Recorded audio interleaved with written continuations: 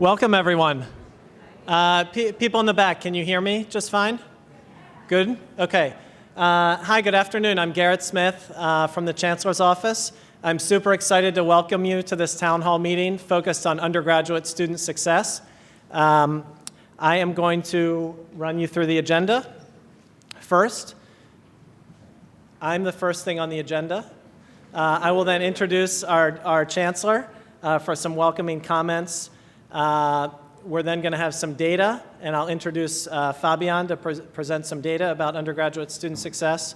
We're then going to hear from Joan Becker about some highlights around initiatives that we're doing in student success. We thought it would be really interesting then to bring a bunch more voices into the conversation, to have people that are working what I think of as the core business, which is in and around the classroom. So we have a bunch of faculty and others to be on an expert panel that Lorna Rivera is going to facilitate. And then we'll have a whole bunch of time for Q&A at the end. Sound good? Try to mix up the energy, have different people in front of you, and then give you a chance to interact. These are just reminders for me.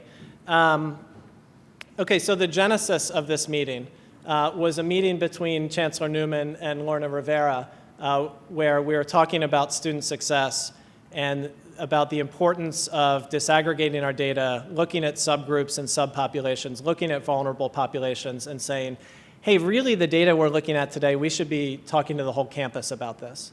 And I think oftentimes in these town halls, we give like 2 or 3 high-level, and I've done this. I present 2 or 3 high-level data slides really fast, and then we move on. And we thought, wouldn't it be great to take a town hall and focus on student success, go deep on the data, disaggregate and look at subgroups, because that's in alignment with our values, that's in alignment with our mission. This is what we do day to day anyway, and so let's do it as a group. And so that's the genesis of this meeting. The same old way is either trying to cover everything in one meeting or focusing on the budget. And we thought, wouldn't it be great if we could focus on student success for a meeting? Okay, so that's same old way, something new. That's sort of how we got here, and that's why Lorna and Fabian are a key part of the agenda, because we co-created this together. This one on the bottom left is we're just scratching the surface. Everyone at this university works on student success, and so in the planning of this, which by the way has been about a year because of snow and other things that got in the way, lots of people have said, well, what's this student success town hall about, and why am I not part of it? And each person who's asked me that, I've sort of looked at them and said, wow, they're working on student success every day. They really should have been a part of the planning. And what I keep saying to them is, this is the first in a series. This is the first in a series of town halls focused on student success, and we're just going to scratch the surface in this first one. And so don't be offended if you're not involved, if you weren't involved in the planning today or you're not on stage today. You can be for the next one, and you can help co-create this series of town halls. Third, index cards. So let's hand out some index cards. What we're going to do, because you're going to see data, you're going to hear about initiatives, you're going to see this panel, and then Q&As at the end. We're going to hand out these index cards that you can write questions on. We're going to collect them and then pull from that group to give, basically to serve up questions to the panels. And so we actually capture all the different questions that people have. And so that's how we're going to do the Q&A today, is we're going to ask you to write things down on the cards, and we're going to collect them. If we don't get to them all, we can even think about a way to answer questions after the fact.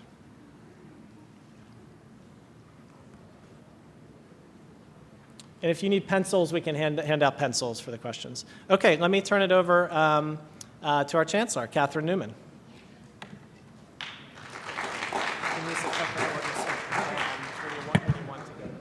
Thanks.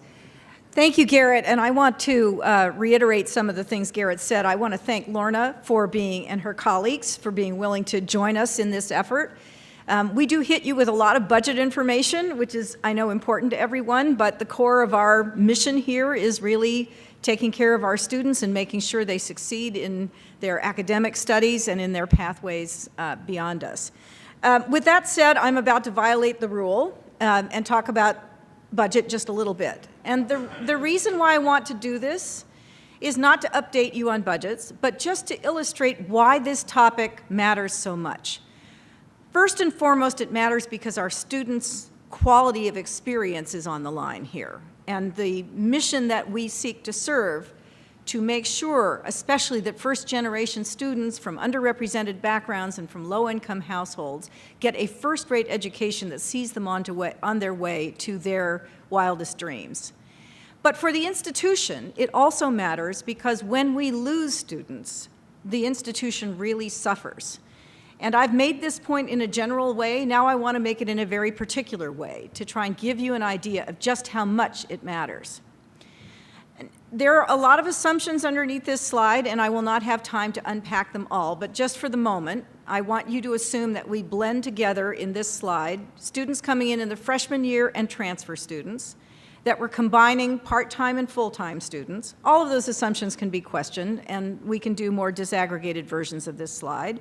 But what I want you to see here is just how many people we lose along the way. So focus on those gray bars. That is the number of people who attrit from UMass Boston, taking a single cohort and looking at them along a 7-year pathway. This is a very large number, and it is a problem that we need to confront and need to work on because when we lose this number of people, it is not only a tragedy for their education, especially if they drop out and don't come back to some other university or even to us, but because it costs the campus so dearly.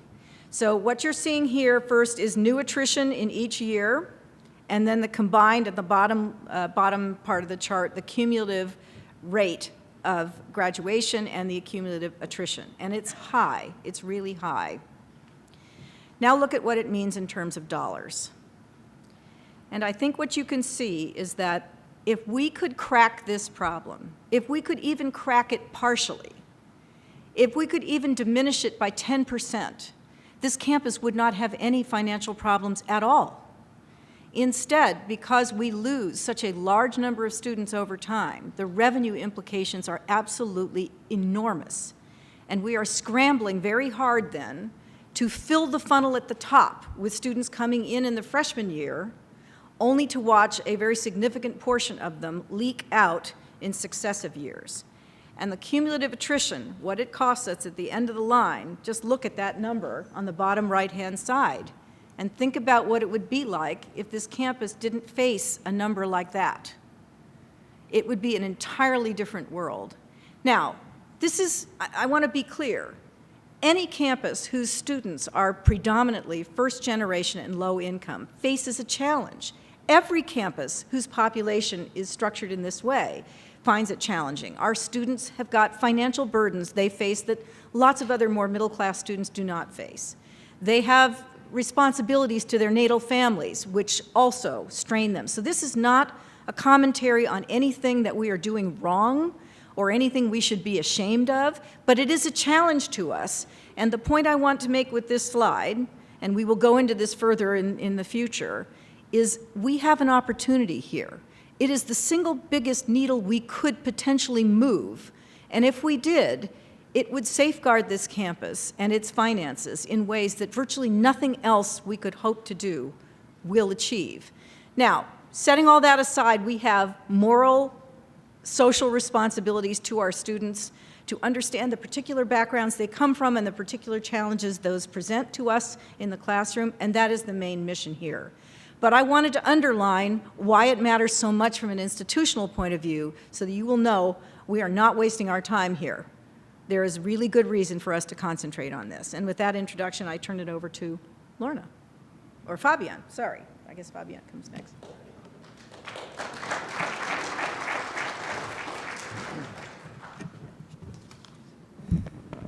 Can you hear me right there? So I was advised not to move, so you don't lose the audio, but if I do, please let me know, okay? It's hard to follow with those numbers. It's hard to follow you, but I'm going to try.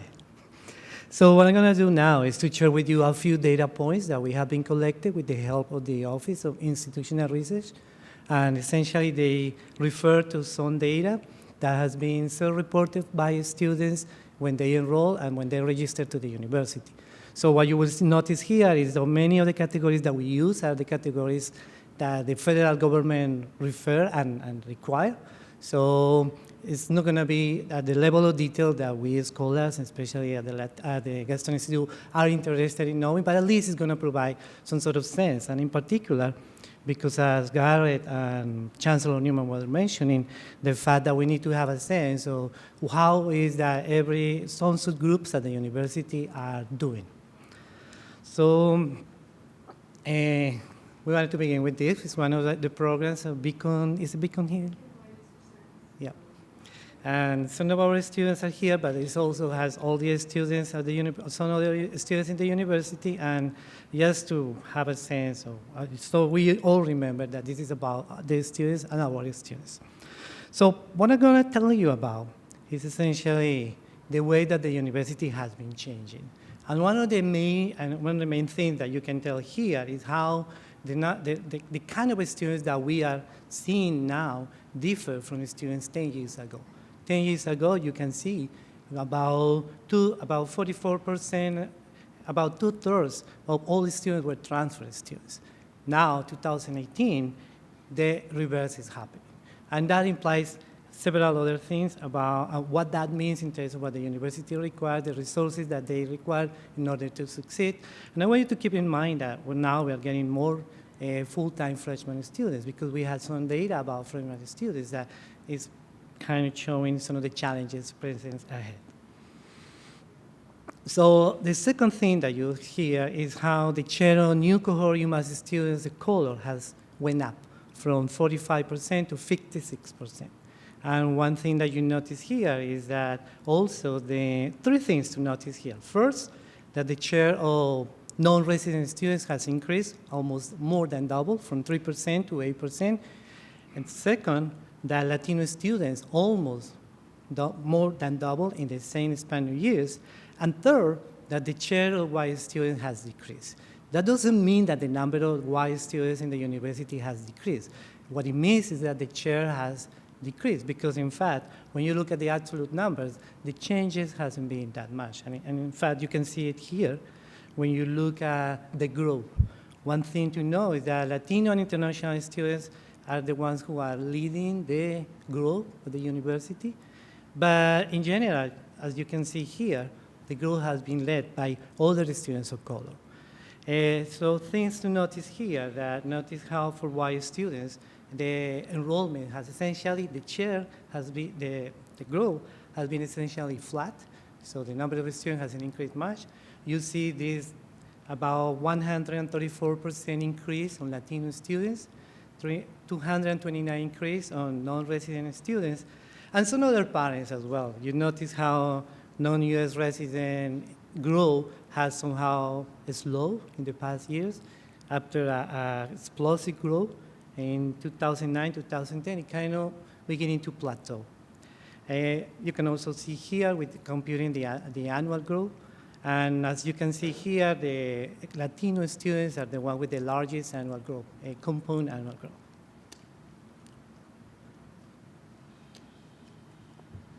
So, and we wanted to show this because we wanted to produce at least an institutional context within the UMass system. And if you're noticing how UMass Boston is the university in which we don't only have the largest share of students of color, but also, in some cases, the largest absolute number. And in particular, for example, comparing to Boston and UMass Summers, the number of students of color at UMass Boston is even larger than the number of students at UMass Summers. And the share you can see. So right now, we're talking about in total undergraduate enrollment by 2018, students of color represent about 60% of all the students.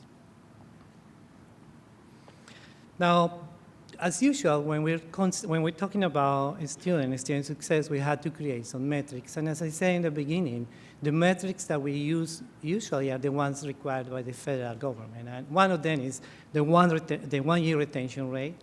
And so looking at just one cohort, we see some successes and some partial success. One thing that we notice is that first-time and transfer freshman level students are retained at the same overall rate, 75 and 75%. And in fact, this number compares to the national number in institutions similar to us, four-year public institutions. I think this is a hidden success that we don't certainly not acknowledge all the time.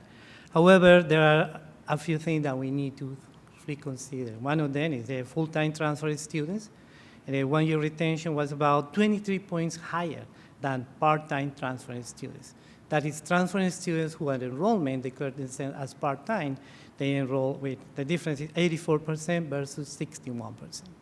And when you look around, deeply into the part-time transfer students, then you notice that African American or Black students and Latino are the students with the lowest one-year retention rate.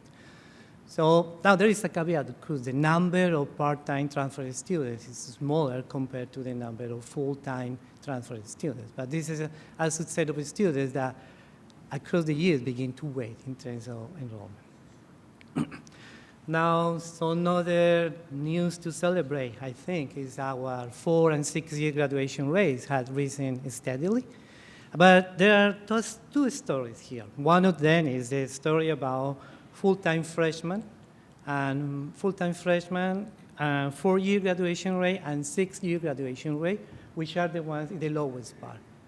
So we are definitely graduating. Our success with transfer students is higher than our success with freshman students. There is some things to celebrate here, which is this one, the one that refers to full-time freshman 4-year graduation rate that shows some kind of, is the largest increase rates from 16% to 27%, 9 percentage points.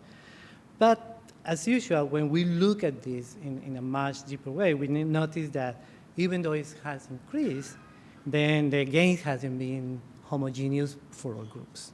And as you can see here, the 27% represents the overall rate, but Latinos and African Americans are the ones with the lowest graduation rate. There are some interesting things here, like you can see here that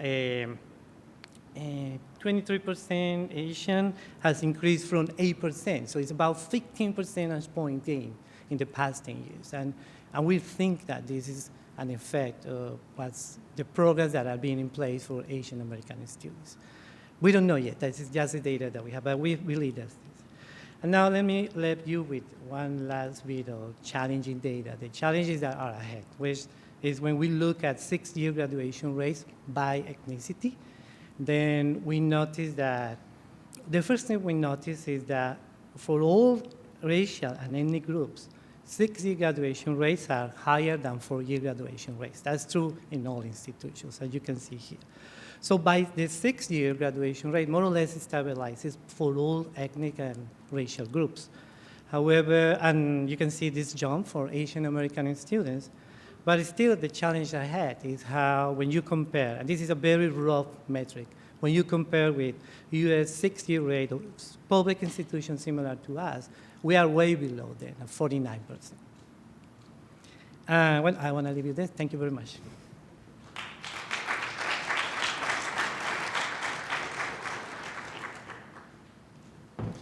So as Joan Becker is coming on up, I just wanted to, first of all, thank John Jesso's AV team for capturing this. So both the slides and the video will be available afterwards on the website.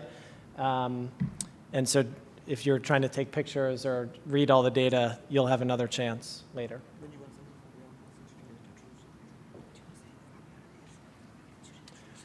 Oh yeah, I didn't give a full introduction for Dr. Fabian Torres Ardila, who's the what's your title? Deputy Director, Assistant Director, Associate Director of the Gaston Institute, who's a man of my heart, who can present data and who teaches and is interested in math, pedagogy, and really a fantastic guy, as you can see from the data he presented.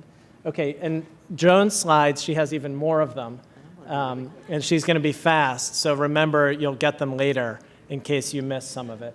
Okay, without further ado, Joan Becker. Okay. And that you can use that. Thank you, everybody, for this opportunity to give an overview of some of the things that we've accomplished over the last 10 years. I want to say, before I get into this, to underscore something that Garrett and the Chancellor said.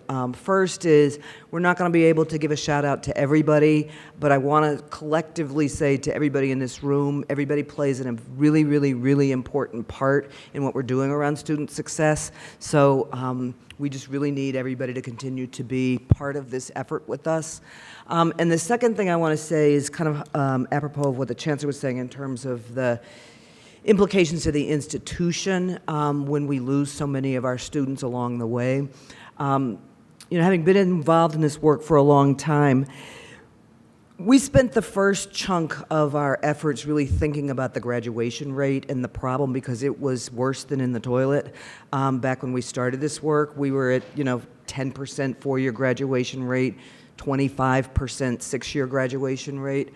And in hindsight, I think that was a good thing to do on lots of levels, but we focused so much on the completion that I think we didn't put as much energy into thinking about the dynamics that happen semester to semester and year to year. And so I'll talk about a little bit of those things as I go through some of our accomplishments, but I think we should be very, very, very proud of what we've accomplished. It's hugely important. Very few institutions improve their four-year graduation rate by 10 points in less than 10 years. Very few improve their six-year graduation rate by 10 points in 10 years. That's a big deal, but we have so much more work to do. Our students and our campus need us to double down and figure out what it's going to take to get the next 10 points. And so let's think about that as we get into the discussion. I want to start by just making sure we all sort of are oriented to the same thing. So what does student success look like? My definition is that all students have a coherent and engaging academic and co-curricular experience that prepares them for meaningful employment and citizenship from their first interactions through to degree completion. And that means that when we go out to prospect, that's our first interaction. When we meet somebody at a high school college fair or a transfer fair, that interaction matters. So it's not when they walk into class the first day of school, it starts well before that. And we need to really think about, is what we're doing coherent? Does it engage students, and does it prepare them for meaningful employment and citizenship? So back, for those of you who've been here for a long time, you know that we had a strategic plan called Fulfilling the Promise that laid out a very bold 15-year vision for the campus. There was a graduation rates improvement group that worked on it, and we came up with a framework that called for investments in two key areas. The first was what we called Start on Track, Stay on Track, and the second was Early and Often, Connect, Engage, and Build Community. And I go back to that beginning framework for our work that started in 2010, 2011, because we did not have some incredibly basic things in place as a campus. We didn't have, for example, degree plans in the major. We were very proud of the fact that we provided access to first-generation students from modest means, but it was almost as if we beamed them to Mars, dropped them there on the plaza, and said, go figure it out. There were no guideposts. We didn't encourage you as a student to declare a major until you filed for graduation. So you could spend an awful lot of time wandering around in the wilderness trying to figure it out. And so that's partly why things were so bad. We also unintentionally had some messaging that I think was not helpful. We would say to students, and this was in the University Advising Center in my area of responsibility, start your first semester, you probably should just take 12 credits and get your feet wet and make sure you can be successful. About 10 years ago, we began to shift that and say, what's your goal? How many years do you want to take to complete? 99% of the students are going to say, I want to be done in 4 years. So then you can have a conversation about how many credits you have to take a semester and a year in order to accomplish that goal. And if it doesn't make sense for you to start at 15 and you want to graduate in 4 years, you're going to have to catch up at some point. So it shifted the conversation to begin to put the agency more with the student to say, what are your goals and aspirations, and how do we partner with you to get you there, and how do we change as an institution so we make it easier for you to get there? Fast forward to more recently, student success has continued to be one of our highest priorities, and it's goal 2 in the goals that we put forward as a campus and our chancellor puts forward to the university system. And so there are 5 priorities for this fiscal year: promote supportive and engaging student experiences, improving undergraduate advising, execute retention campaigns, remove barriers to progression, and expand career development opportunities. And I'm going to highlight a few things in each of those areas quickly. Under promoting supportive and engaging student experiences, we want to deepen student life programming, build out our 24/7.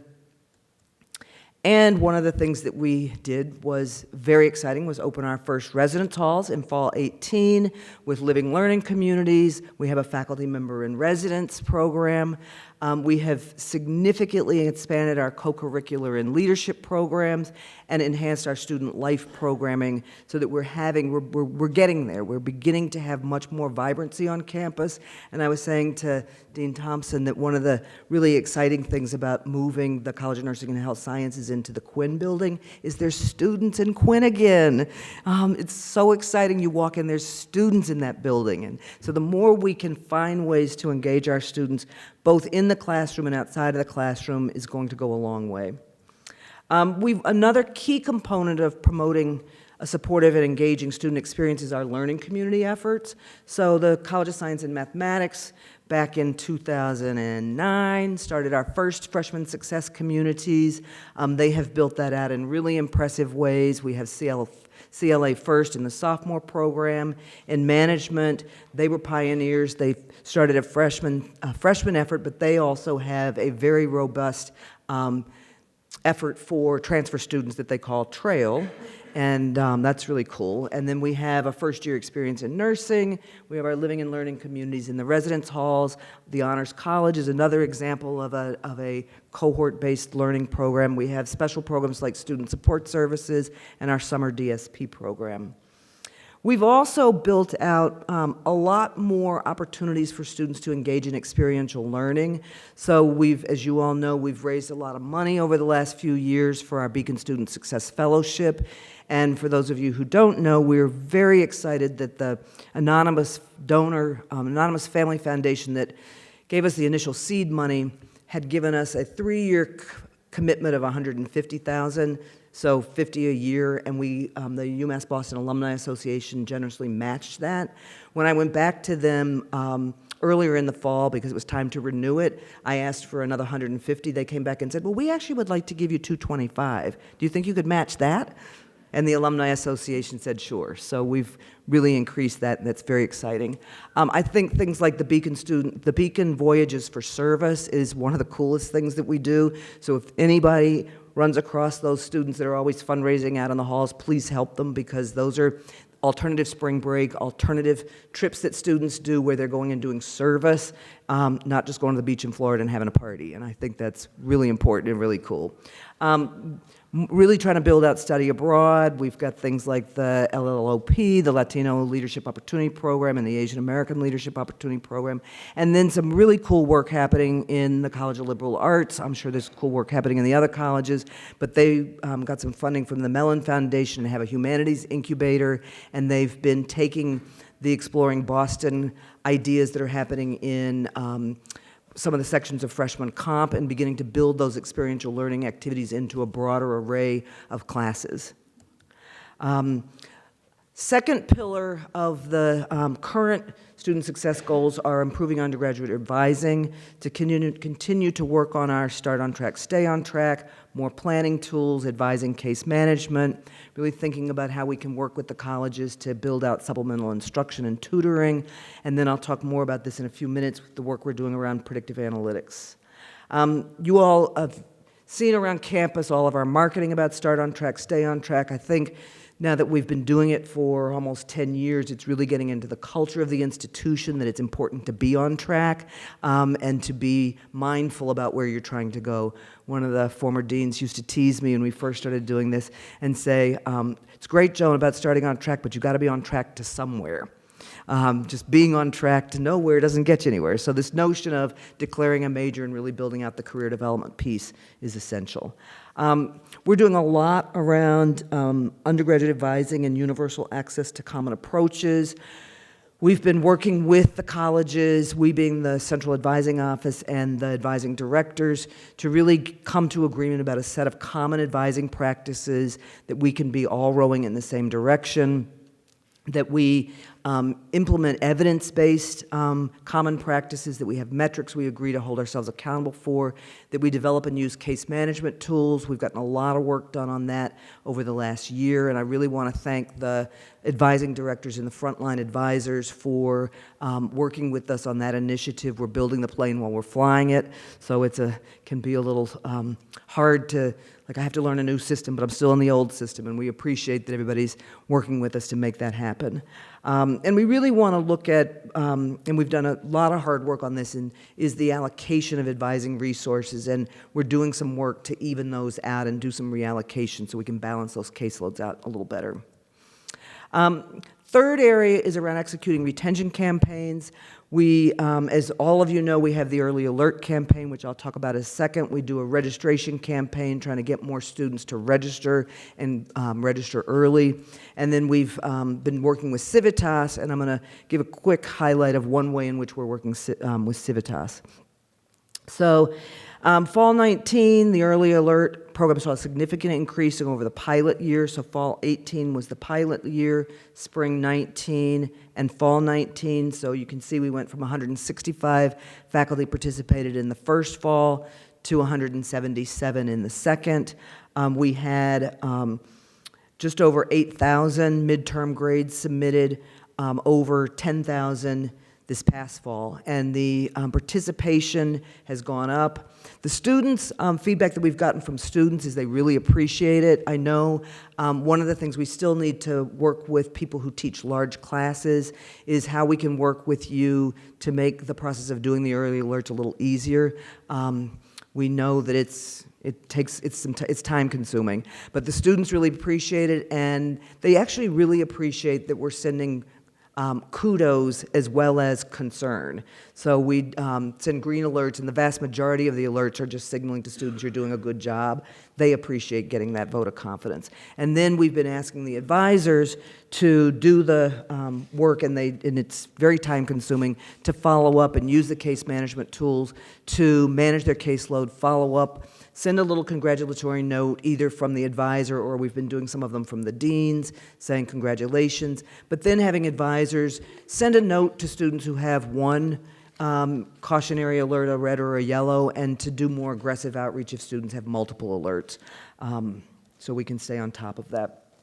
This gives you a little bit of what some of the things that that we did. So we, as I said, sent congratulatory, so I covered that. So this gives you a sense of the departments that participated in fall 18 versus fall 19.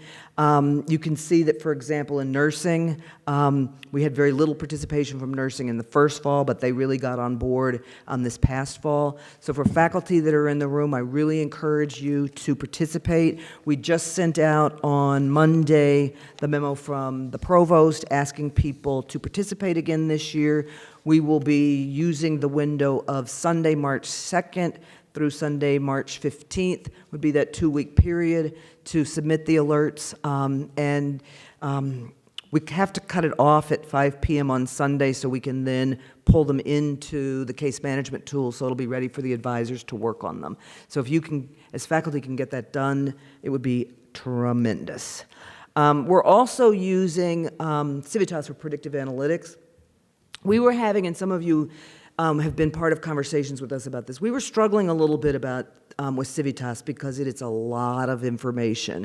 And I don't know about you, but when I go to the grocery store and there's 25 different kinds of detergent, I don't know, I just turn around and walk out of the store because I I can't pick between 25 kinds of detergent. So it was too much information for a lot of us to figure out what was actionable. So we asked Civitas they went in and did a deep dive on our data, and they take 10 years of course-taking data, LMS data, academic progress data, et cetera, and put it through a whole bunch of different algorithms and analytic tools. They went through that and mined it and came back to us with a set of what they said were power predictors. And so we had a meeting a few weeks ago and really dove into what they found on those power predictors. And this is just one of them that I'm going to show you, and we did a little small campaign. And it was fascinating to me because this is using LMS data, and basically this was a group who, according to their criteria, were incoming students, so this was their fall 19 was their first semester here, who had low engagement, as measured by how much they logged into Blackboard. Now, if the class section they were in was not using Blackboard, now this isn't for online classes, this is online or in person, where many of the classes in person are using Blackboard as part of the course. If Blackboard is being used in that class, then that data was pulled in as part of this analysis. If the class is not using Blackboard at all, it's not in the sample size, okay? What they found was that for new students who logged into Blackboard less than once every 2 weeks, they were particularly at risk if they also were only enrolled in 4 courses, and they had enrolled late, i.e. less than 2.5 weeks before the semester started. There were 420 students in that category.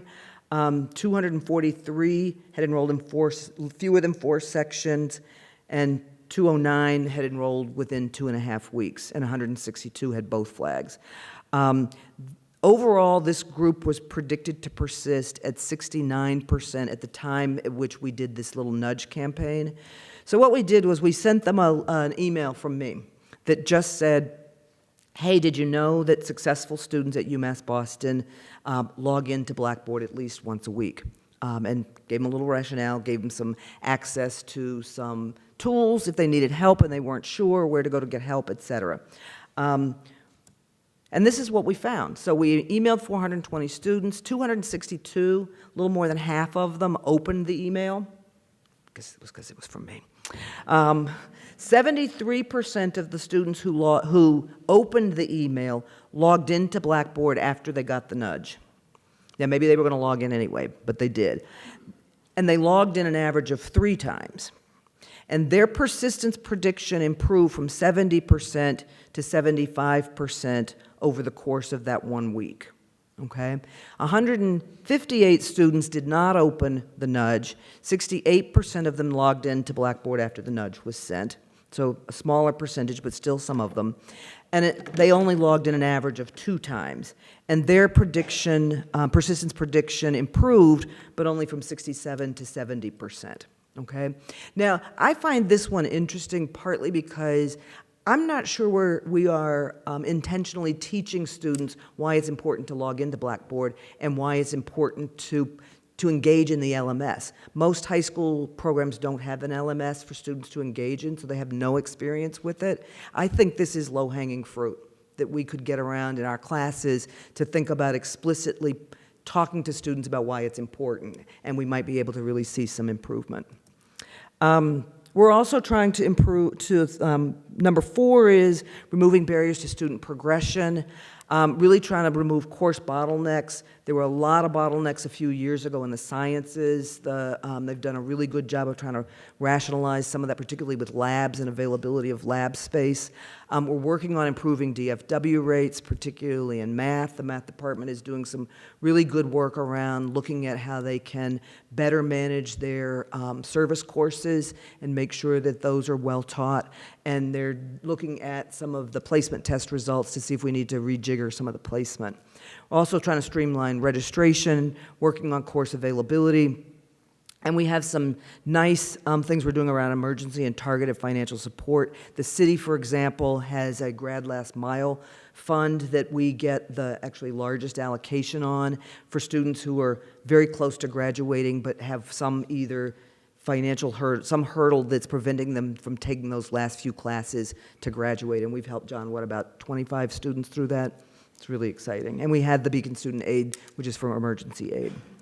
And then last, but certainly not least, is our efforts to expand career development opportunities. We're doing a lot in this space, and I want to give a shout out to the Chancellor for her leadership on this with the Industry Cluster Initiative to bring in industry folks to talk to us and to our faculty, to hear about what we're doing in the curriculum. I was talking to Jennifer Gregg from Communications. She's redesigned one of the courses and has people coming in from industry to do mini lessons and projects with the students. It's just really, really exciting. We're launching a pilot with the Professional Apprentice Career and Education Internship piece this spring, and we have a major gift from Ralph and Janice James to support that, and we'll launch a full-blown program in the fall. Some exciting work also happening in the curriculum around building more career development into courses, just all really good stuff. And Garrett's looking at me like it's time to sit down. So I'm going to pass it back to Lorna, who is going to do our panel. Thank you.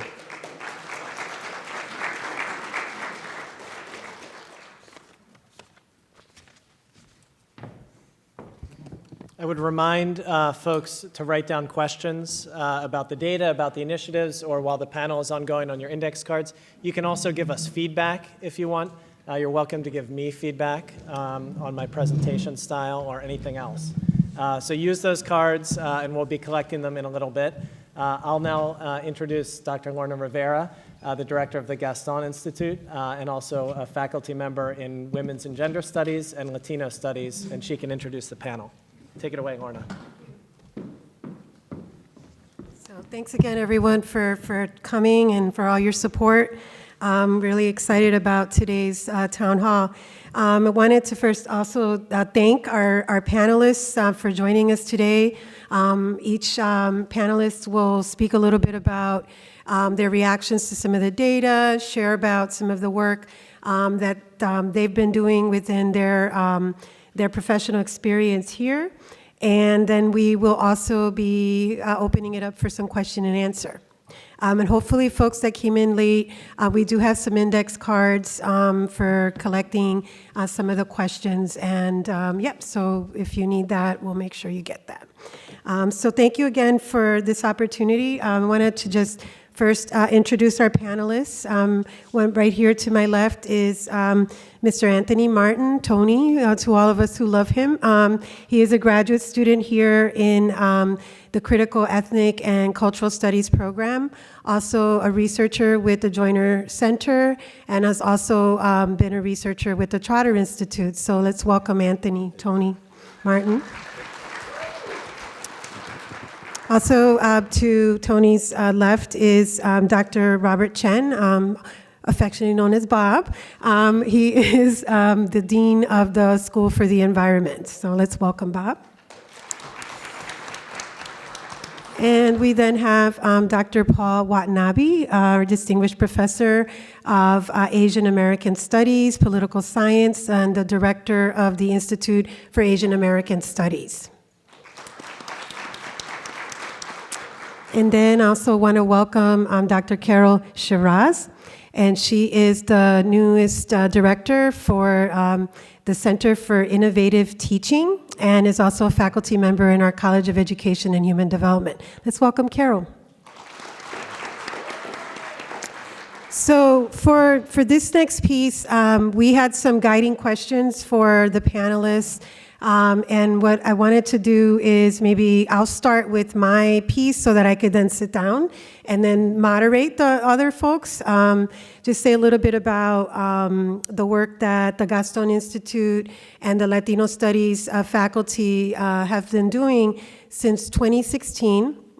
We've had funding from the Department of Higher Education and to partner with Bunker Hill Community College to track Latino transfer students, and also to develop ethnic studies classes with the faculty at Bunker Hill that teach early college and dual enrollment classes at Chelsea High School. And this has been a really transformative experience for all of us, having formed cross-institutional teams that have focused on many of the things that Dr. Becker outlined earlier, where because so many, particularly Latino students, come from Bunker Hill directly. I mean, it's the largest feeder school for us here at UMass Boston in general in terms of transfer students, but particularly Latino students tend to come from Bunker Hill to our campus.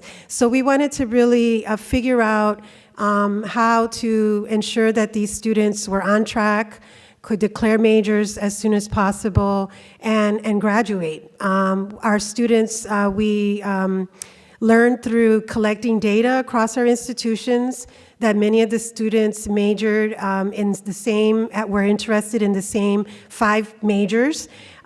We learned that many of our transfer students, particularly the Spanish-speaking students, were getting stuck in some of the developmental math courses, as well as struggling with some of the writing proficiency standards and the transfer classes in English. And so we did some work, again, cross-institutional teams of our faculty to align some of the curriculum and ensuring that these students can transfer, have a seamless transfer. What we also did at our institutions is workshops, which we're going to continue this year. 2020 is the 4th year of our grant for Latino student success, again, funded by the Massachusetts Department of Higher Education. So you'll be hearing more about some workshops that you'll be invited to as Garrett Smith, Deputy Chancellor, said earlier, this town hall is the beginning of deeper work that we will be doing throughout the next years, I would say. And I did want to just highlight as well that one of the main things that I'm particularly proud of as a Latino Studies faculty member is to really think about the role that ethnic studies has on our students, particularly students of color that have never, most of them had the opportunity to learn about their histories or cultures in their public education systems. So when they have that opportunity to take ethnic studies, much of the research shows it really builds resiliency and there's very positive academic outcomes. So having us introduce ethnic studies at the high school level, in early college and learning communities, that then those students can continue to take those classes here at UMass Boston.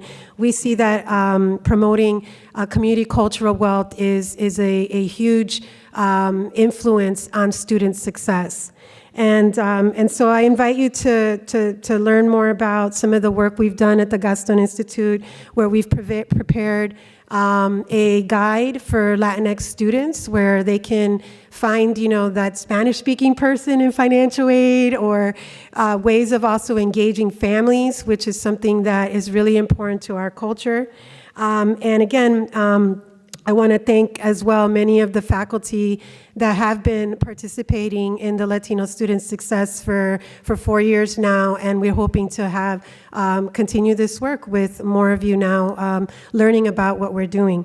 So I'm going to stop so that I can make sure all these other amazing folks that have joined us today have an opportunity to speak. I was thinking of maybe starting with Dr. Paul Watanabe, because really the work that we've done on Latino student success would not have been possible without the leadership, the vision, and the work of our Asian American Studies faculty. And so I want to, again, give great gratitude and acknowledgement for the deep work that's been done. And again, Dr. Becker has been really behind the scenes a lot of this work, making it happen. So I'm going to lead it over to Paul, and then we're going to each go around and share a little bit more. Thank you. Well, thank you, Lauren. And I'm going to try to be really brief here because there's a lot to cover. But let me say that the success UMass Boston has had in supporting Asian American students programming is largely due to the fact that we're a minority-serving institution, whereas Asian American Pacific Islander-serving institution, which opens the campus up to the availability of federal funds that we can pursue. And we've been highly successful here at UMass Boston. Indeed, I'd say more successful than any university in the United States in pursuing these funds. We've received 3 grants so far, and we literally are about, how long, about 12 hours away from submitting another grant, to the tune of about $6 million worth of support for the campus to support Asian American student success. And it really is a testament to the campus about how the minority-serving institution label is critical to everyone, and how UMass Boston is well-positioned because of the way that we're organized across the board, not just Asian American students and faculty, but all programs and so forth, to support these initiatives. And the value of UMass Boston's Asian American Student Success Program is what we call our program here, is that it's holistic. It relies on a number of different areas. It focuses on, and I'm going to talk about the general categories, not even about the programming. We focus on access to students to UMass Boston. So we do a lot of recruitment work with community-based organizations and targeted schools. Community-based organizations, remember, the word community is going to come up a lot when we talk about communities of color and immigrant communities. Because we found when immigrant students come to UMass Boston, it's not just the students, it's their whole family that comes to UMass Boston. You develop a relationship with the family and the community from which they come. And that's critical, both to attracting students here and their ultimate success.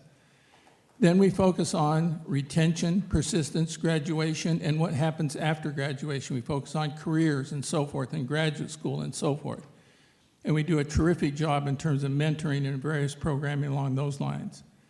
But then we also focus on curriculum, and we focus on Asian American Studies curriculum and training of faculty and staff about how to deal with and to think about and to understand the growing Asian American student population, the communities that they come from, and how to build Asian American studies across the curriculum and other courses and English classes when you do American literature, to make sure you don't just simply use dead white people, or what it used to be called when I was going to school, right? That you bring the diversity that is America into the curriculum.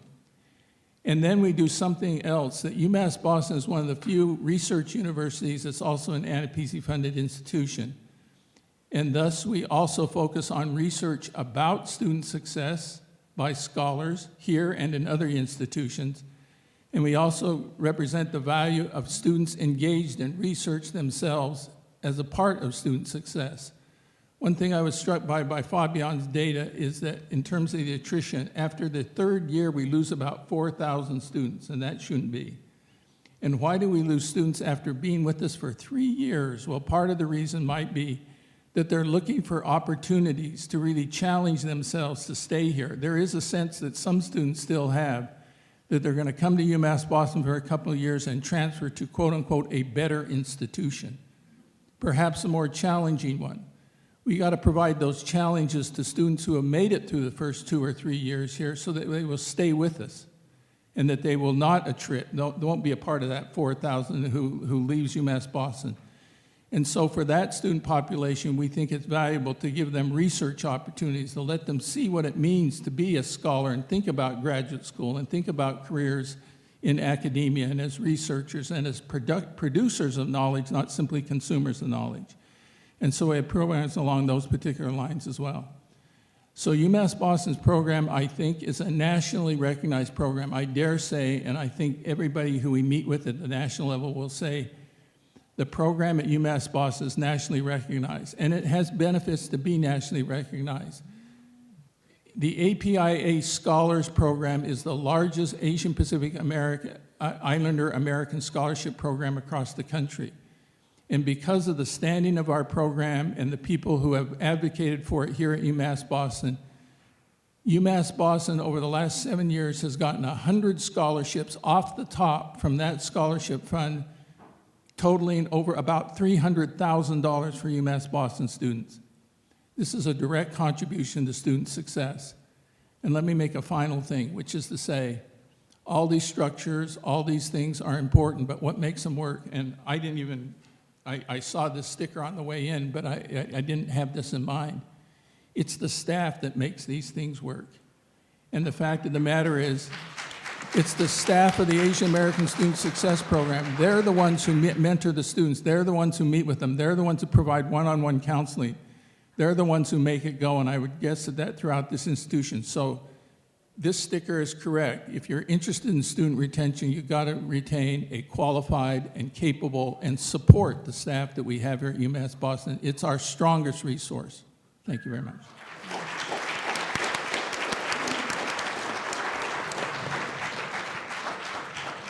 Thank you, Paul.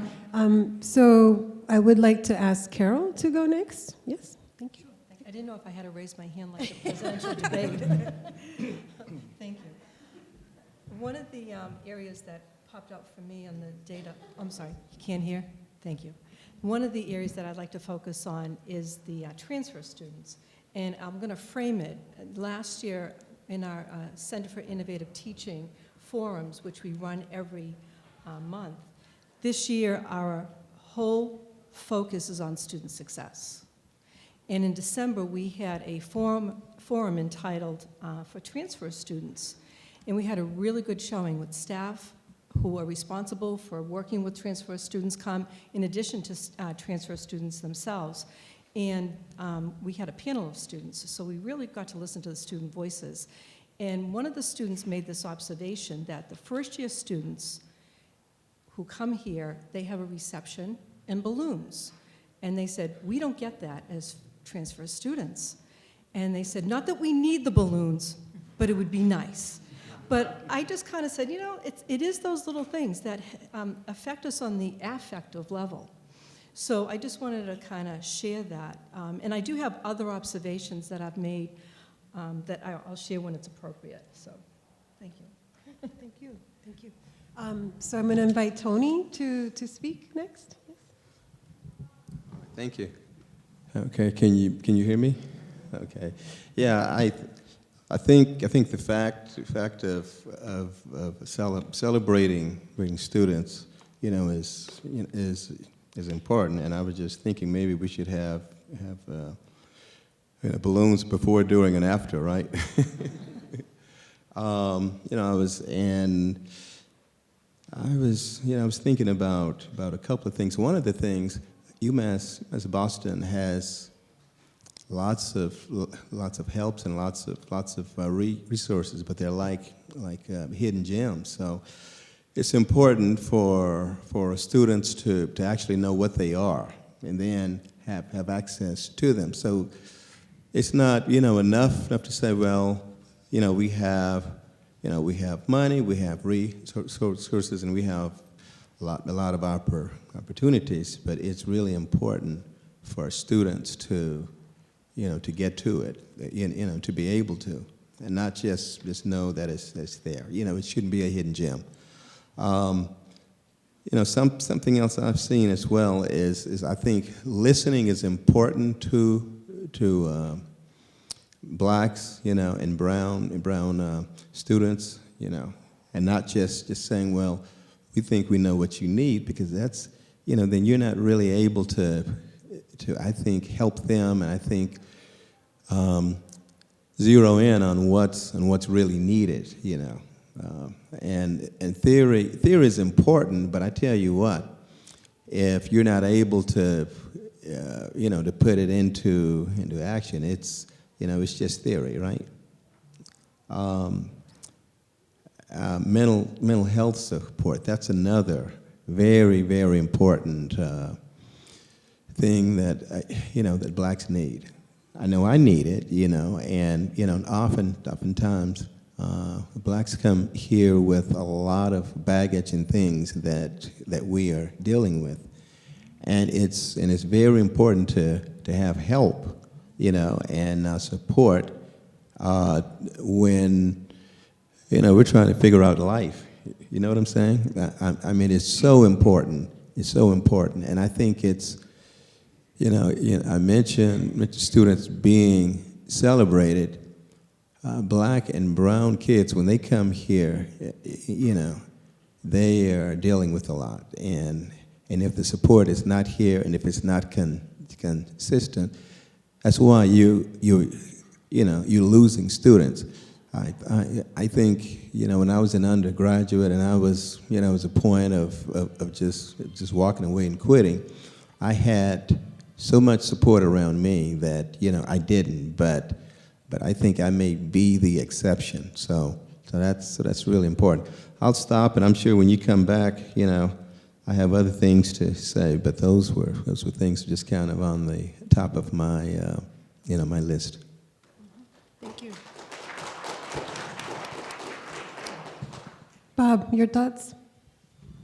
Thank you, Lorna. And no offense, but numbers are great, and graphs are fantastic for a scientist like me, but they're just an indicator of the overall system, right? So we need to have those numbers to understand, and structures are absolutely critical to allow us to do the work that we need to do to get those numbers up. But I want to focus a little bit with a few comments on the personal stories. It's not the lost students that I worry so much about, it's the retained and kept students. It's the single moment when a student could leave or is thinking about leaving, when one interaction can change whether they make that decision or not and decide to stay at UMass Boston. These stories are not often told and not often celebrated. And we are a different university than most of the universities that I talk to, the colleagues, about teaching, innovative teaching strategies and new multimedia and all the things that we talk about in CIT and other things. Other universities, brand new, and let's try this thing. We do them because we have to, because we have diverse students. That's the only way that we can teach that. And so I just want to thank all the faculty and staff for their day-to-day work on that, because that is what brings those numbers up and allows us to do the work that we do. I just want to make two main points. The main point is, first, can we view the experience from the student's perspective? What is the student looking at that moment that you interact with that student, or over the course of 4 years? And the second one is do we genuinely care about that student as an individual? If you can answer that yes, and try to get the perspective of that student, then we're doing our jobs. And it's hard. It's hard to be able to step into shoes of such a diverse student population. But if we try and we continually learn and we are genuinely care about that student, the student knows, and that leads to all the rest of the work that we do. We actively listen, we don't tell. We treat every individual as an individual. Our grading is not so rigorous. It takes into account the individual's situation. It can be flexible. There's, of course, things like differentiation, all the pedagogical words that sort of we use. It doesn't mean that we lower expectations. Students are here to learn, and we should have high expectations of them, and we should support them to do that and accomplish that. When they are learning, they are happy, and they're getting what they want out of this institution. So I just want to say that, I think the faculty and staff here are fantastic, that they care about our students, that the numbers can't really be compared against US national averages, because the diverse population, when we listen and when we care, it takes a little bit more time, but we have all those successes that we like to celebrate, especially at commencement, but we should celebrate all the little moments. The individual interactions between the staff and the faculty all add up cumulatively to what the overall experience of that student is here at UMass Boston.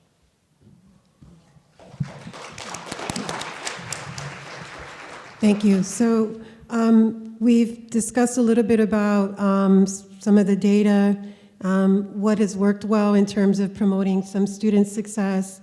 A couple of questions, and then whoever wants to speak on the panel. What do we need to do to better retain and graduate students of color in particular? And what are some resources or other opportunities for advancing student success? And I would include in that for faculty, staff, and students. I was wondering if I could just jump in here with something that, Bob, you said about the interactions. And I think we all know interactions are extremely important. They're really the touch points that we have. And quite frankly, it makes our lives much more fun, too, right, when we have those kind of interactions and conversations, and you use the word stories. One thing I'd like to think about, and you also mentioned the word grades, I'd like to share one example based on an observation. I think any faculty in the room has had this experience of giving a student an incomplete. And I was thinking about this, you know, if they don't finish that work within 1 year, it turns into an F.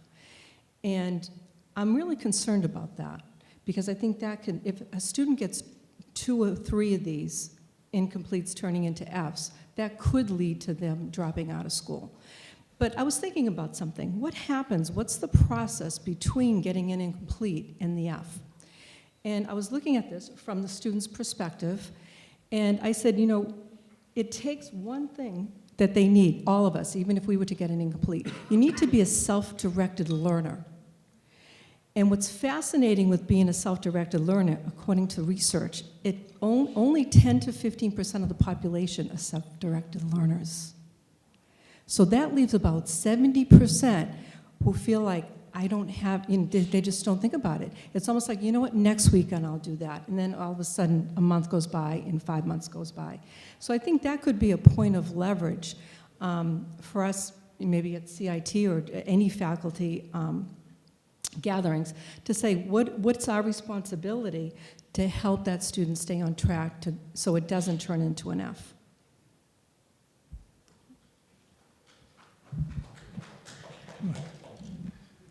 I'd just like to make a point about the difference between an advisor and a mentor. So advisors can be assigned, and you might have a choice of who your advisor is, or as an advisor, you might have a choice of who your advisee is. But a lot of times advisors can't supply what a team of mentors can supply. And so one of the resources that we have among faculty, staff, peers, and then the network outside of the university is, can we find the appropriate mentor for the particular situation? And whether it's a particular race or gender or situation, do we have a network that says, you know what, I can't actually help you as your advisor or this kind of mentor, but I know someone that I think you should probably talk to, and that supplies the support system that they may need to be able to talk to someone freely about the issue from their perspective. So we often say the mentor, the advisor is a mentor. Sometimes they are in some ways, but there are a whole team of mentors that a student, a staff, and a faculty member need to support them in the work that we do. So I just make that point. I want to use the opportunity to say something about the data that was presented earlier, and it's a little indirect way of answering Lorna's question. And one thing I was struck by Fabian's data about the demographics of UMass Boston is that while there's great opportunity in those demographics, because they reflect where Boston is now as a majority-minority city, they represent what the United States of America is going to be in about 20 years, which is a majority-minority country. And the fact of the matter is that UMass Boston, at least in terms of its clientele, the growth that many of us believe is critical to what we do here, the meaning of UMass Boston, students of color and immigrants is, at least in terms of the demographics, the one growth part of the demographics that we're talking about. And UMass Boston, for its very survival, as well as for why it exists, has got a stake in providing an opportunity for those students. There's a push factor there. The students are coming, the populations are coming, immigrants are the only growth sector in the Massachusetts demographic, and they're younger and they're searching for opportunity. UMass Boston's got to have some pull sorts of elements too, and that's the programming and what kind of things we provide for them when they get here, and the way in which UMass Boston becomes a place where they want to come. And that's where the programming that we're talking about, all of the programming that's done by everybody at this institution is so critical. That's why it's critical for us to have ethnic studies here at UMass Boston. Why it's critical for UMass Boston to have a diverse faculty, a diverse staff. Why it's critical for UMass Boston to have ethnic institutes that are involved in the communities from which they come. That's why it's all part of student success. It's not parceled away. It's not that not research institutes aren't interested in student success is absolutely critical to it. And that's the message, because, again, there are factors that suggest UMass Boston at least is well positioned in terms of the demographics, at least better positioned than a lot of other institutions in terms of the population that at least is growing.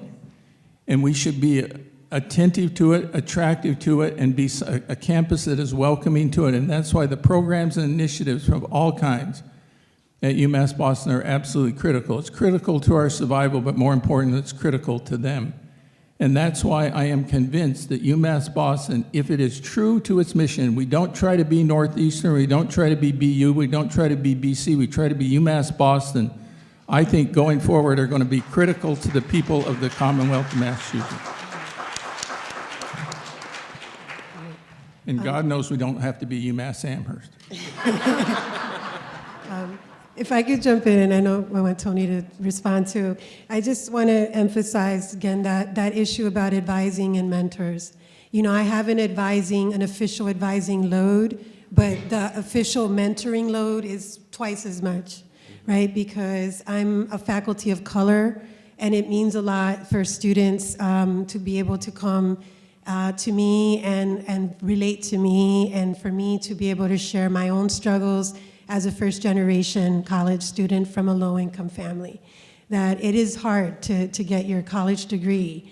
And so that mentorship piece, though, you know, it does carry a lot of weight and on faculty of color as well as staff of color. And so recognizing that there's sometimes, you know, a workload issue there, particularly for faculty of color at our university in terms of service and other responsibilities. But it is important to have a diverse staff and faculty, and we have lost a fair number of Latino professors in the last 5 years, and so that is a concern, and I hope that we'll continue to do, and we are doing a better job of that.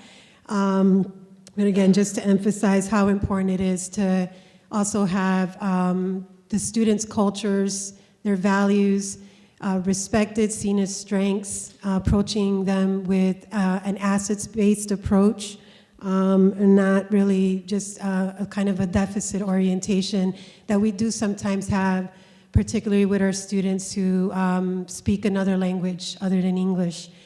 Just because they can't speak English properly, it doesn't mean that they don't understand and are not brilliant and have you know, a lot to offer and the knowledge that they have. So there's that challenge as well, as our student population is not just racially and ethnically diverse, but it's also culturally and linguistically diverse. And I'd like us to also think about what are the better learning approaches, teaching and learning styles that really could help sustain our students' success. So, and I know that Tony's done a lot around that work. I don't know if you want to jump in. Yeah, what I would say would probably the most important thing, you know, for me is having black mentors. That's helped me a lot. And at this time, I'm privileged to mentor, I think, four or five guys. And what's so important about mentorship is having people that you can relate to, that can encourage you along the way. That's so important. I know Success Boston initiative, is really good at that with Malika, as a coach, and I don't know, the other coaches, but I do know that it's very important. It's really important. Thank you. So we're going to now open it up to some, and Bob, do you want to, anyone else want to jump in? Otherwise, we're going to take some, I'm sorry? Okay. Well, maybe regarding the data, is there data that we did not look at, that maybe something that's missing that we need to pay more attention to? Any thoughts on that? I think what is missing is if we see what's not working, is there any data to show what is working and how we can succeed? That's important. Lorna, you also asked the question, you had the two questions together about resources. Mm-hmm. And if I may share a study that I was a part of with some colleagues of ours, we have a room in Wheatley. There's also one in the Healy Library called the Active Learning Center. How many of you are familiar with that or have heard of it? Charlie, I know you have. You can come up here and talk about your success in there. But it was based on a grant, but I have to tell you the amazing part, linking it to retention. Two of my colleagues, and we're in the process of writing this up for peer-reviewed publication, and two of my colleagues teaching English, first-year English, one was assigned to Wheatley on the bottom floor, and there was a classroom, as she described it, looks like a bowling alley.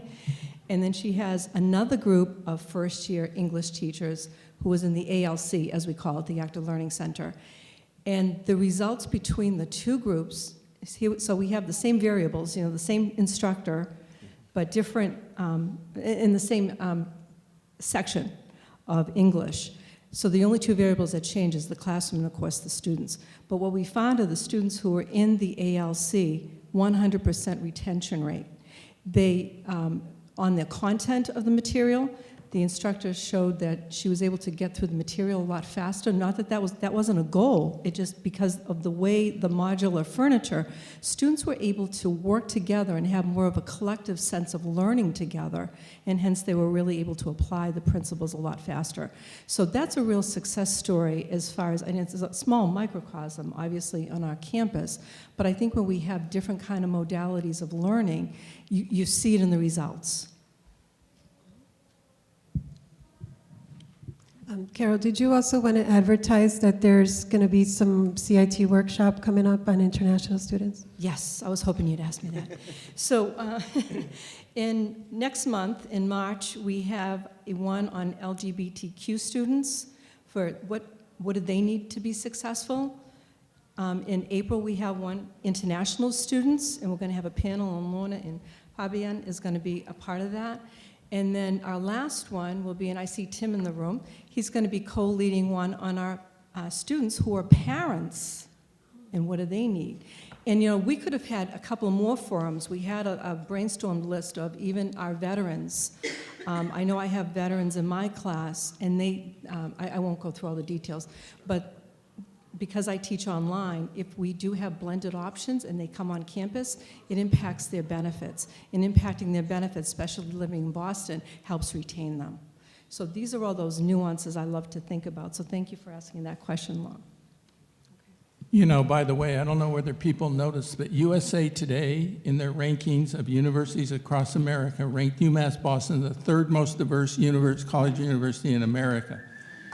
And we should be celebrating that reality now. I checked this and I said, is this some sort of phony baloney methodology? It's actually a very excellent methodology. It really is.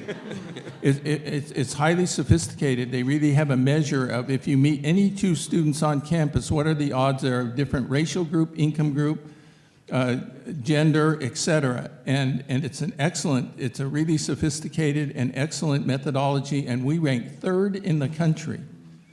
This is something we should celebrate. This is something that UMass Boston should celebrate, and it's something that I think all students and all faculty and all staff and all administrators should really be proud of. It's a selling point. It's a way to pull students into our campus and for us to serve them correctly. Just building on that, it's our greatest resource, actually. Yeah. In the classroom of any group of any size, I always say that the student learners know much more than I will ever know as the instructor. Their experiences, their diversity of perspective, their different ways of learning and knowing. I enjoy teaching here because I learn at every class that I teach from the students. And so how do you promote that, celebrate that, get the peer-to-peer learning, the peer-to-instructor learning, sort of all that. It's our greatest strength, and you don't get that at other universities that are not as diverse. You have a much more narrow way of thinking and a much more narrow perspective on how to solve really complex problems. Okay, so I'm going to get to some of the questions. I sorted, Dr. Becker helped sort the questions that panelists can answer and then questions that we can't answer, but that maybe Dr. Newman can answer or Dr. Becker can answer. So this is for the panel.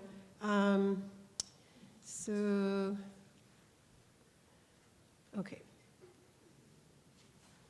I'm going to do this one. Okay, so what steps are being recommended and are taken to prioritize investing actual funds into hiring, retaining, and supporting the staff who are essential to carrying out all of these plans?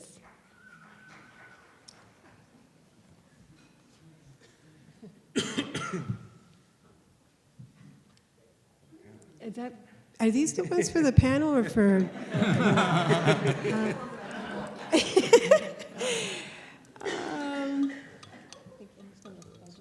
Yeah, I think we're going to put the budget question over here because yeah. All right. Let's see here. So do you know why students leave UMass Boston? How many leave due to grades? And if it is not grades, has the data been collected and looked at to see if we can learn from them and make changes? And a third part to this is Dr. Watanabe mentioned ways to be successful in student retention, and advisors a huge part of this. Why is it that we are not paid to match our importance to student retention? So also Dr. Rivera mentioned linguistic diversity. WPE is often hard for non-English students. So there's actually quite a few questions there. Wondered if any folks wanted to respond to any of those. Why do students leave? If it's not the grades, what other data can we be collecting? What are other ways to be successful in student retention and matching with the advisors? I want to jump in here. I think students leave if it's not grade related, lack of support. That's probably the biggest thing is if you don't have the support there, if the encouragement, the balloons that you talked about, right? That's it's important. I know it's simple. That's not a sophisticated, academic, conclusion. But I think the bottom line, we need to feel supported.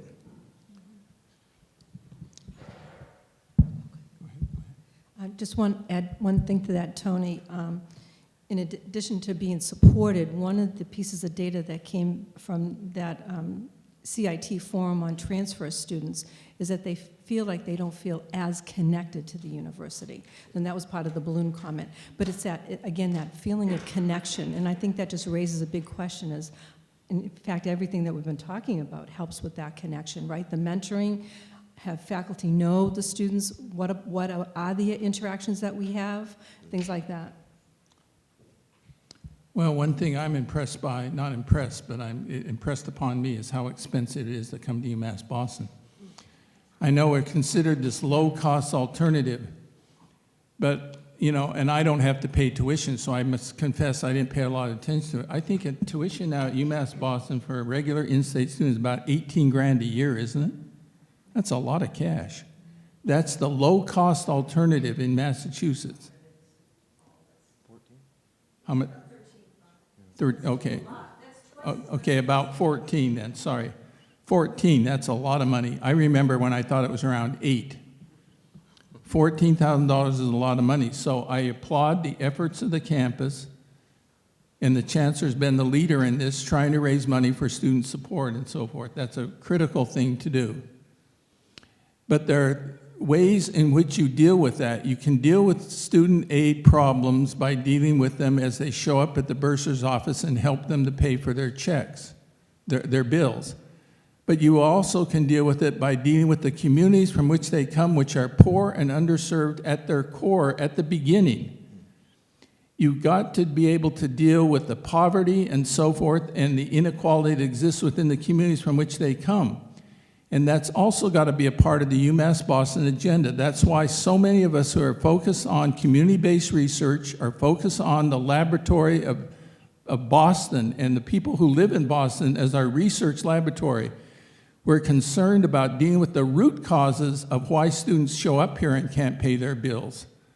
And that's got to be a part of the agenda too. It isn't all about student aid and support. It's about research, it's about caring, it's about taking students and working with the communities from which they come. That's all about student aid as well and support.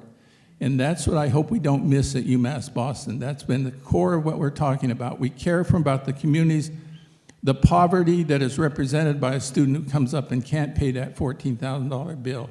We want to help them pay that bill, but we want them to come from communities where they're not chronically underserved communities and facing those sorts of situations. That's what UMass Boston's got to be about as much as well as other things.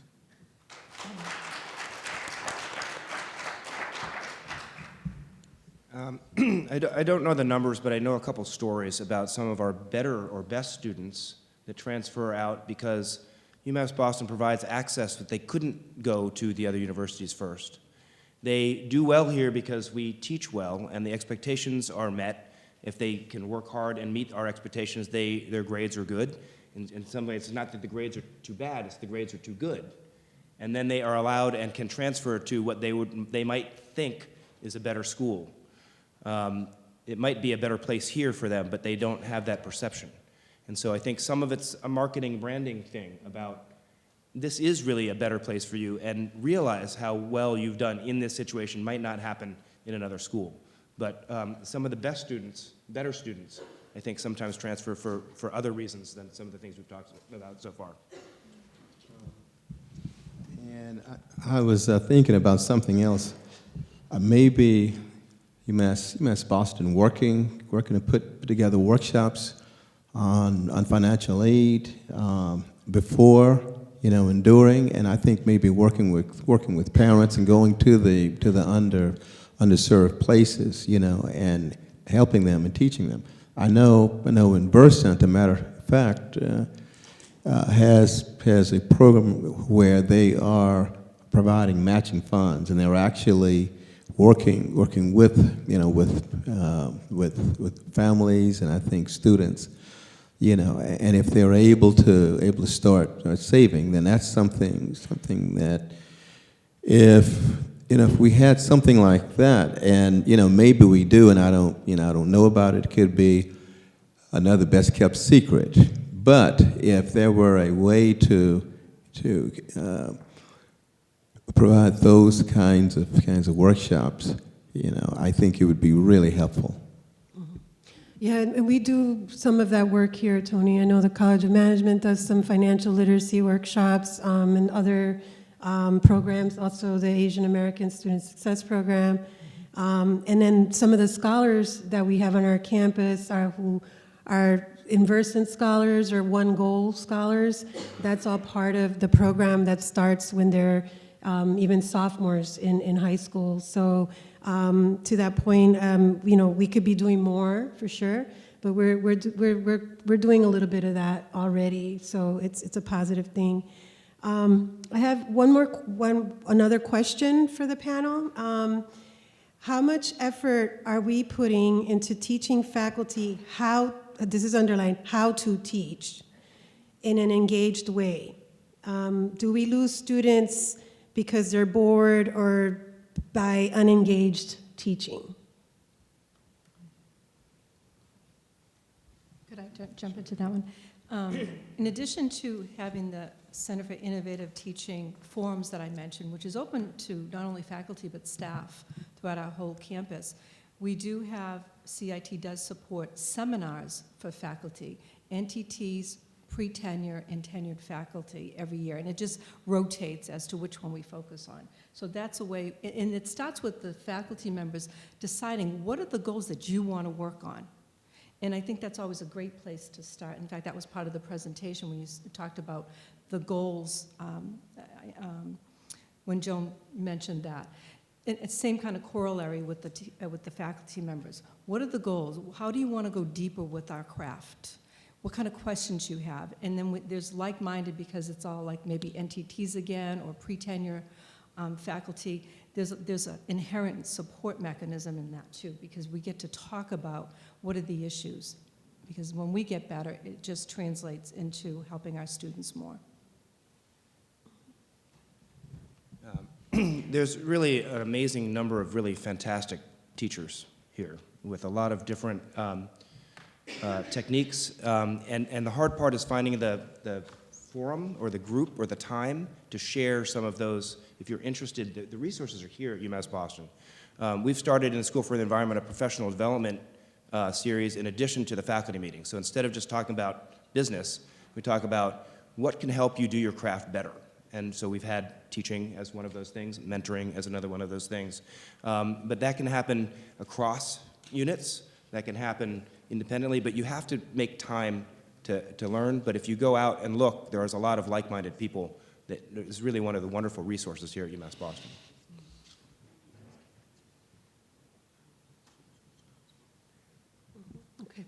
Okay, we're going to do one more question here for the panel.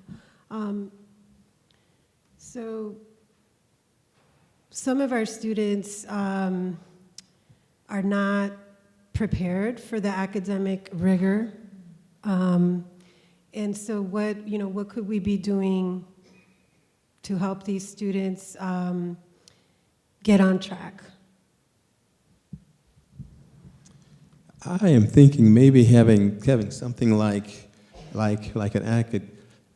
a boot camp of some kind, and I'm just thinking about this, but particularly in the underserved areas, if and there may be, but if there was some kind of six week training or something like that, that would be really useful, and then, that could also be used to help gauge, exactly where students are. I mean, it gives an indication if, we're good in math, we're not good in math, science, arts. So something like that would be, I think, creative and innovative. And I don't know if we're doing that. I don't think we are. But if we had something like that, that'd be awesome.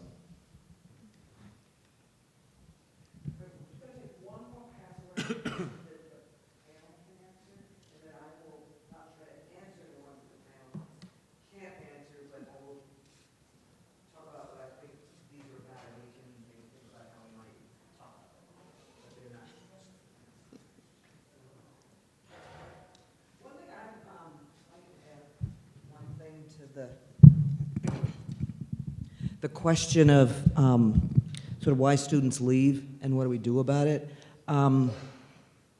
We've been really struggling trying to really understand that question for a while, and I think there's a bunch of different reasons, and I think the data is very clear that we do lose a lot of high-performing students in addition to students who are struggling academically. So I think there's things happening at both ends of the academic preparation, academic performance schedule, but I also think for a lot of our students, it's that something happens that they don't have a solution to, and because they don't have a mentor, they aren't connected tightly to the institution, that one thing derails them and they don't come back. I mean, I'm working with somebody that got referred to me 2 years ago now, who left with a $1,400 unpaid bill and 6 credits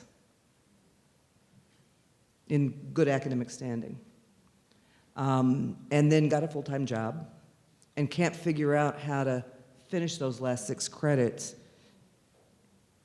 and work full-time. And so I think had she been connected to someone when that problem arose, and we could have helped problem solve the unpaid bill, she would have gotten done and then gotten the full-time job and wouldn't be a paraprofessional, would actually, lots of things haven't happened. So I think it's something which might feel to some of us is a really small thing, but it derails them. And because they aren't connected, they fall through the cracks. And by the time we find out about it, it's hard to find the hand to pull them back. And so I think that's part of what we've got to figure out is how do we have a net there that catches them before they walk away, and it's much more difficult to come back. There are reasons why students have to leave that I think are easily addressable, and it's amazing that we don't address it. For example, hunger. Why we can have students at UMass Boston, and I've seen figures as high as, well, I won't even put a figure on it, it's a large number of students who are suffering food insecurity, and why this campus, this community, let me put it that way, can abide by students going to spending their day hungry and not being able to complete their education is beyond me. This is just unacceptable. We got to, as a community, see that no student leaves UMass Boston because of something as basic as hunger, and there's lots of them that are dealing with it. It's those sorts of things that I think we just got to rally around. I mean, some of the academic things, I think we do have Joan has done such a terrific job over the years. We have all other programming that we're really trying to provide the care and support and the mentoring for the academic side and opportunities and early warnings and all of that. But we've got to deal with some of the basic needs as well. I mean, forget about housing, which is even a bigger challenge. And I don't think that's as easy as hunger. But housing is a difficult one. The number of students we have that literally are living in their cars or somebody else's car is unbelievable. So a student who would hunger enough for education to try to get by without food or housing, we've got to support that student because that student is the kind of student we want to have here at UMass Boston. Yeah, thank you for raising that, Paul. I mean, we're doing a lot with the U Access, but the demand is so great. We need to do more. And if you're ever here the weekends or late, you see students, they're sleeping here. And we know it, that we have many homeless students on our campus, and it's a real problem that I hope we can do more to address. One of the questions we haven't talked about is also the fact that we have a lot of undocumented and underdocumented students here on our campus. And so a question for the panelists is what more can we do to support our and underdocumented students? And, particularly related to tuition equity at the state level and institutional aid, but even more, what could we be doing to support that student population?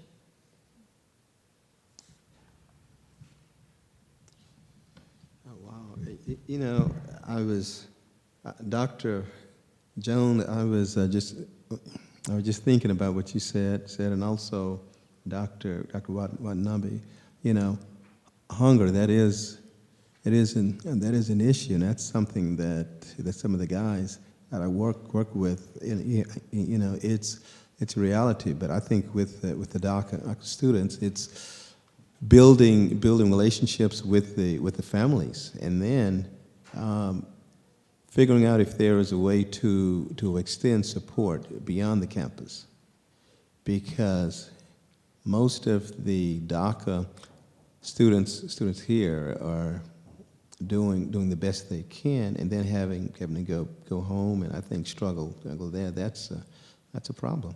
So what can we do beyond campus? How do we build relationships?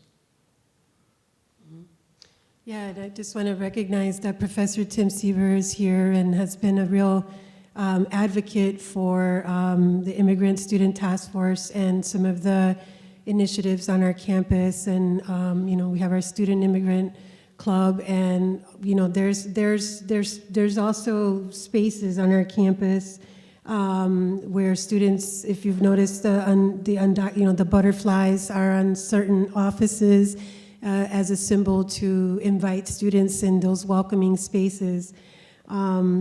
And we do have the Tran and Felix scholarship for undocumented, where just, students, regardless of their citizenship, can apply to that scholarship. So I hope more of us will support to that, yes, and give to it.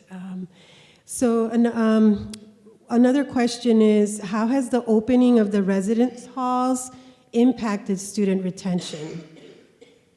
Do we know?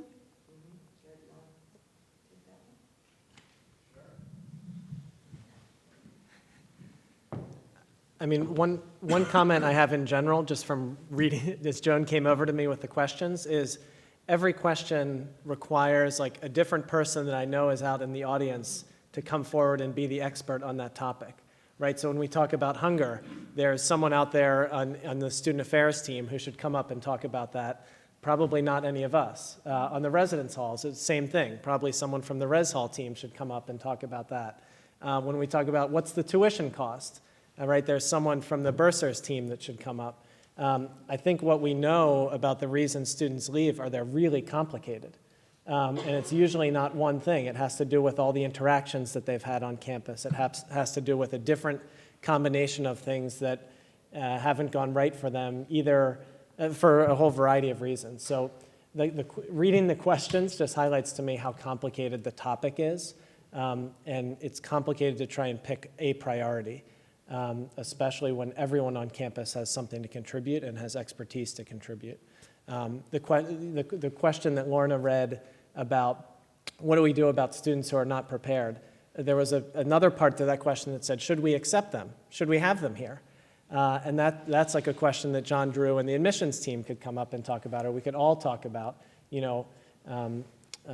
Paul said, we don't want to become Northeastern. And so part of it is about our mission, and I think I like that we serve students who aren't quite prepared. I like that we serve students who are on the edge. I like that we serve students who might not statistically look like they're going to have the greatest chance of making it through. I think that's what makes us UMass Boston. So anyway, that's my commentary on the questions and struggling to think about what to ask. If you look at the actual rates of retention in the residence halls, it's confusing because last year, the retention of the freshmen who lived in the hall was slightly lower than the freshman class overall. And you say, well, does that mean retention was lower in the res halls? Did we do something wrong? Well, there are many different answers. One thing is there's a different makeup of students living in the res halls as compared to the whole freshman class. So that, for example, there were more out-of-state students, slightly more out-of-state students living there than overall in the freshman class, and they tend to leave at higher rates. And so you have a mix issue going on. And so I think the story is quite complicated. And so there's a lot that we know about the residence halls, but really we need to have an hour just on that topic to really answer the question. And the answer is not completely clear. And so we're looking for more data this year, and we're trying to tell that story and understand what's happening. And it was the first year of the residence halls also. So I think it's too early in that story to really come to a conclusion. So I'm going to just say something about the other questions, and then you close it out, Lauren. So the other questions I did not give to the panel because they weren't questions that the panel, I think, could answer. So it was not intended to say that we don't think they're important questions. But a number of people asked questions regarding course availability and the policies around canceling low-enrolled classes and the timing of that. And is there some way we can figure out not to have to cancel them? I think the other thing some of us are trying to figure out is there's some way we can figure out to get students to register earlier, because it really is a conundrum for us financially if we have, if we wait until, it really doesn't help students if we wait until the first week of classes to cancel students. That's even more chaotic. And if we don't cancel those low-enrolled classes, then we're instructionally inefficient resource-wise, which puts more pressure on. If we're going to make a decision to go with low-enrolled courses, the budget is finite, so then we've got to figure out where we're going to cut in some other place. So it's a complicated issue, and I know that some of us Up until the time that the budget went south, we'd made a lot of progress. And I remember there was one year where David Cesario was still here, and David and I were like, wow, this worked. But it didn't work resource-wise, and so we've got to figure out how to balance the resource issues on the cancellation, because I agree that and I've been helping to manage some of the late enrollments this year, and a lot of it is tied up into this issue of wait lists and how they get managed and those things. So I think we all would agree, we got to figure it out, but it's a resource against those kinds of things. There were also a small question, not a small question important to this person, but a question about one-card technology campus-wide, and when are we going to go campus-wide so we can start swiping in services. We'll get an answer and put that out with the minutes to this. Number of questions about frontline staff and retention and how do we support our staff who are burned out, feeling overwhelmed. Morale is low. We have not raised the overall salary chart for professionals since 2007. Again, I don't think that was a question that the panel could answer. It's not to say that's not an important issue. I certainly look at that salary scale sometimes and say, hello, people, what are we doing? It's not 2007, it's 2020. But it is to think financially about how we get to move that whole set of ranges. We've got to, I think, get to a place where we're not quite so up against the margin of the deficit, because there's a huge set of financial choices we have to make when we make the decision to fix that, and it's a problem. And I know it contributes to morale. People asked some questions around caseloads for advisors and front-load advisors. And some of the tools we've been implementing, and it's a lot. Completely respect and understand that, and we've been working to even out the advisor caseloads. We've made some progress. We have more work to do. I know personally I'm committed to do the reallocations and to be a good citizen in my area of responsibility to make things more even, and we're working on it. And I, again, just want to really appreciate the frontline people, because I know it's hard when you have a huge caseload. I know it's hard when you want to see students and you have to tell somebody, I can't give you an appointment for 3 weeks because I'm totally booked up. Doesn't help you, doesn't help the students. So we're working on it, and I know that it doesn't solve it, but we are working on it. So I think that was the gist of most of the questions that we didn't put to the panel. Lorna, you want to say any closing words? And then I think I'll turn it back to you and the Chancellor. Okay, so again, I want to thank the panelists for participating. We want to invite the audience, participants as well, to send suggested topics for future student success themed town halls or workshops that we can do. For example, we didn't talk about graduate students, and that's a huge part of our mission as well, right? To serve those students and serve them well.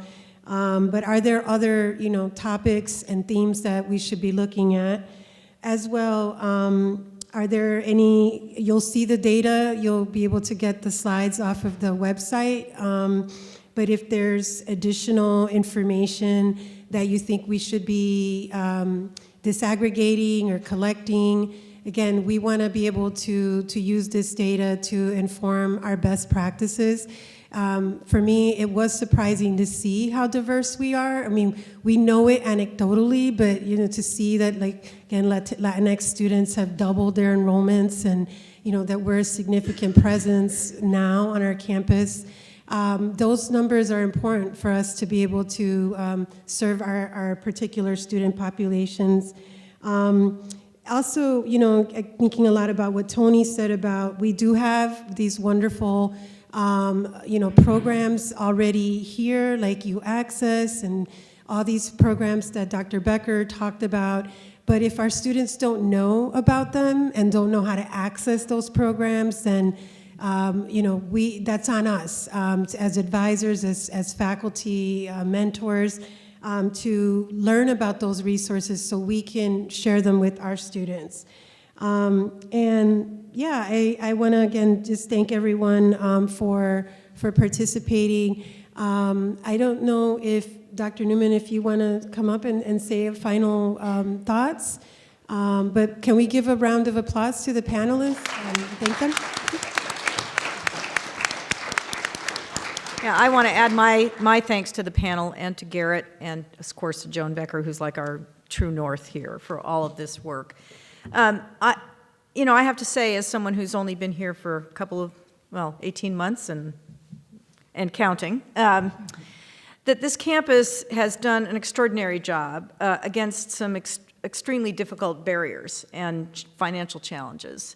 And that it has done as well as it has is just remarkable. I mean, I want to hearken back to Joan's remarks about where you were a decade ago and point out that, there are a lot of campuses in the country that are getting huge kudos for getting not nearly as far as you have in that short a period of time. So although there's a long way to go, the success you've had so far in bringing that 6-year graduation rate to 49% when you were starting off where it was about 15% is extraordinary.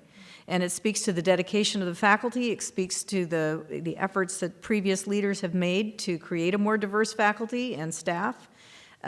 It speaks to the extraordinary quality of the students who are here. So I think you have a great deal to be proud of. At the same time, I want to just go back to some of those numbers I was showing you. There would be more resources to attack these problems if we did not have a retention problem of this magnitude. There would be more money for financial aid. I think we could wipe out the hunger problem completely if we could crack this retention problem. I mean, just look at that far right-hand number, $72 million in missing money. Now, are you ever going to get to perfection there? No, because you're starting with a student body that's got more financial challenges than the vast majority of other campuses in this state. But even a 10% improvement would put you so much closer to having the resources needed to address all of the needs you're talking about, including the salary needs that you've spoken about. In my short time here, I have been dedicated to looking for the philanthropic resources that have improved the student financial aid situation, and I will continue to do that till the day I walk out of the door here, because I think it's the single most important thing I could do in this period of time to try and improve the resources available to the campus. But in the end, that pales by comparison to the retention question. So everything you do, whether it is reaching out to students, whether it is spending individual time with them to the extent that you can, whether it is equalizing advising loads so that there's more potential for students to have something closer to universal access, whether it's thinking about teaching innovation to make classes as lively as possible, but wherever possible, to reach out to people who look like they could use a friend, look like they could use a personal conversation. On some campuses, it's difficult in public universities, but on some campuses, there is a kind of requirement that every student is entitled to at least 15 minutes of a personal conversation with somebody. And there's a lot of evidence that that moves the needle. It seems surprising in some ways, given the structural barriers students face, that would have as much of an impact as it does, but it does. And it does partly because it means the student knows where they can go if they've got an issue that they need to talk about with someone they trust. That's on all of us, if we interact with people in our bureaucratic settings and we treat them with dignity, they have a better feeling about the campus. And so we all need to be as responsive as we can be. When I get emails, and I get them all night long from students, I answer them within half an hour. And if it means that I just say, I will get back to you as soon as I can, that's still something, and it matters. And I know that everybody tries to do exactly that. So I just want to say that there's a long, long way to go, but there's also a lot that has been accomplished, and that is a testimony to the extraordinary quality of the faculty, the staff, and the students themselves. I know everyone here cares about this. I think the sky's the limit for UMass Boston. I genuinely do. But it's going to take a lot of time and effort, and that's already paid off, and hopefully it will continue to do so. So thank you, colleagues.